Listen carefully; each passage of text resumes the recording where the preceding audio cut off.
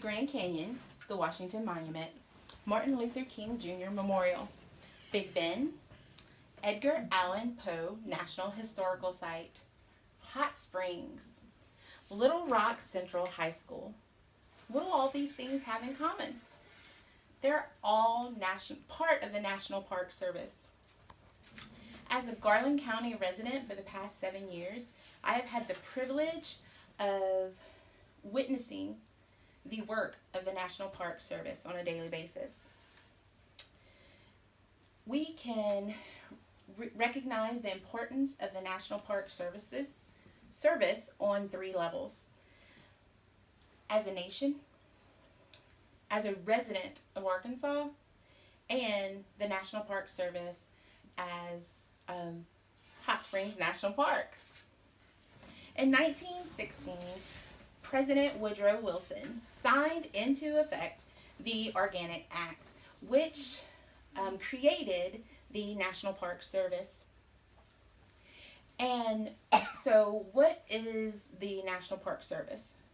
The purpose of the National Park Service, and I quote, is to conserve the scenery and the natural and historic objects and wildlife therein, to provide for the enjoyment of the same in such a manner and by such means as will leave unimpaired for the enjoyment of future generations. You see, early generations, what they lost were, as they were building cities and industries, they were tearing things down. And when people started moving west to expand, they started writing back, and people in the east thought they were receiving works of fiction.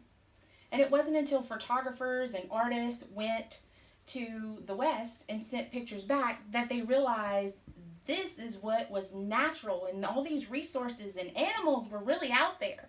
So that's where the Organic Act came into play. So, as a nation, what do you do with a national park? Well, there's whale watching and kayaking and swimming and skiing. There are all sorts of things to do at our wonderful national parks.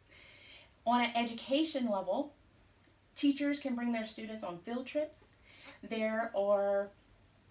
There's curriculum in place that teachers can get with these national parks and create a curriculum. Well, it's already created for them. They can link up with national park rangers and do FaceTime or live video conferencing, and their students can have face-to-face chats with park rangers. This is mostly free. Some of the historical sites, those can range anywhere from $3 to $35. So what about our state as a resident of Arkansas? Well, what do we see all around us in every advertisement for the tourism of Arkansas? Arkansas, the natural state. We have 7 locations that are maintained by the National Park Service. There's Little Rock Central High School, and that is not only important to the residents of Arkansas, but also to the nation. It was key in Brown versus the Department of Education. We also have Fort Smith, the birthplace of our very own President Bill Clinton, Pea Ridge, Arkansas Post, the Buffalo River, and my favorite, Hot Springs National Park. So what about those residents of Hot Springs? Well, Hot Springs was the very first national park. And that was actually before the National Park Service, and it was called Hot Springs Reservation. And it became conserved 40 years before Yellowstone was even created as a national park. In 1921, it became the 18th official state park. We have 47 geothermal springs that run of a temperature of 143 degrees Fahrenheit, which means they are too hot to submerge your body in, but you can go down Bathhouse Row and enjoy some of the bathhouses there. One of the unique things about Hot Springs National Park, it is the only national park where we are mandated to give away our natural resources for free. Our water, because it was considered medicinal, and because of the temperatures of the water, it is clean and it is safe for drinking.